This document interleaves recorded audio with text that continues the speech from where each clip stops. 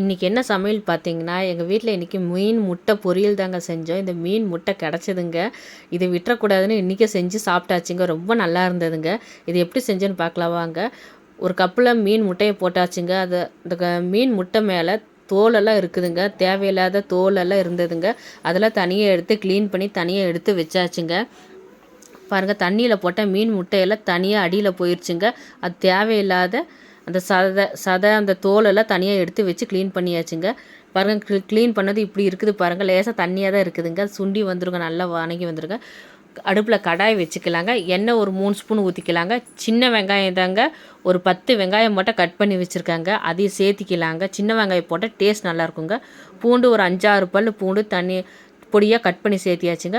பச்சை மிளகா ஒரு 2 பச்சை மிளகா, வரமிளகா 2 வரமிளகா சேர்த்திக்கிட்டாங்க. இதெல்லாம் சேர்த்து நல்லா வணக்கிக்கலாங்க. வணங்கட்டுங்க. அடுப்பு சிம்லேயே வச்சு வணக்கிக்கலாங்க. மஞ்சத்தூள் 1/4 ஸ்பூன் போட்டாச்சுங்க. மஞ்சத்தூளும் போட்டு நல்லா கலந்து விட்டுக்கலாங்க. அப்படியே நல்லா வணங்கி வரட்டுங்க.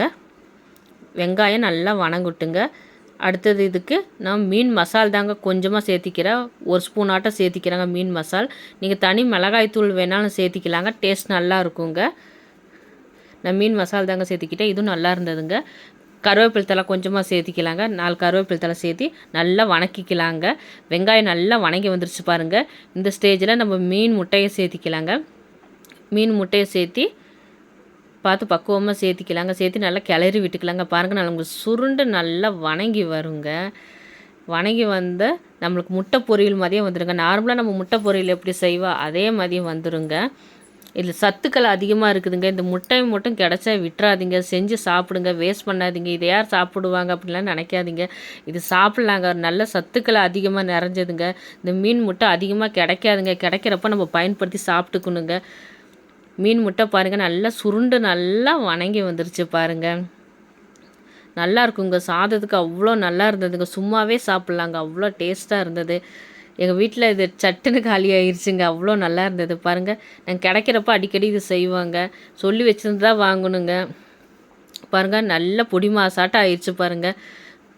முட்டை நல்லா வெந்து வந்துருச்சுங்க. நம்மளுக்கு தேவையான அளவுக்கு உப்பு போட்டுக்கலாங்க. உப்பு போட்டு நல்லா கிளறி விட்டுக்கலாங்க. நல்லா கிளறி விட்டுக்கலாங்க. பொரியல் கொஞ்சமாக இருக்கிறனால நான் 2 முட்டை சேர்த்திக்கிறேங்க. இது எல்லாத்துக்கும் பத்தாது. அதனால் நான் 2 முட்டை கோழி முட்டை தாங்க சேர்த்திக்கிறேன். சேர்த்து நல்லா கிளறி விட்டுக்கலாங்க. முட்டை வேணுன்னா சேர்த்திக்கலாங்க, இல்லைன்னா விட்டுறலாம். இது ஆப்ஷன் தான். நான் 2 முட்டை சேர்த்திக்கிட்டேங்க. முட்டை சேர்க்காமல் சாப்பிட்டாலும் இன்னும் டேஸ்ட் நல்லாயிருக்குங்க. நான் 10ஆவதுனால 2 முட்டை ஊற்றிக்கிறேங்க. அதுவும் டேஸ்ட் நல்லா இருந்ததுங்க. போட்டு நல்லா கிளறி விட்டுக்கலாங்க. நல்லா கிளறி விட்டு நல்லா சுண்டி எல்லாம் நல்லா முட்டையெல்லாம் நல்லா வற்றி வரட்டு பாருங்கள்.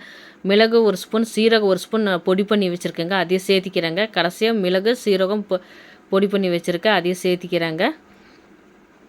சேர்த்தி நல்லா கிளறி விட்டுக்கலாங்க. எல்லா பக்கமும் மிளகு சீரகம் கலந்து ஒன்றா வர மாதிரி போட்டுக்கலாங்க. அடுத்து மல்லித்தழை தூவிக்கலாங்க. மல்லித்தழை தூவி நல்லா கிளறி விட்டுக்கலாங்க. அடுப்பு நல்லா குறைச்சே வச்சிடலாங்க. குறைச்சி தாங்க கிளறணும் இந்த முட்டை பொரியல். அப்போ தான் நல்லாயிருக்குங்க. இல்லைன்னா சீக்கிரமாக எல்லாம் ஒன்று சேர்ந்து கட்டி ஆயிருங்க.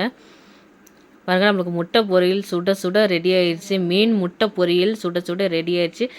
பரிமாறிக்கலாங்க. நீங்களும் உங்கள் வீட்டில் ட்ரை பண்ணி பாருங்கள்.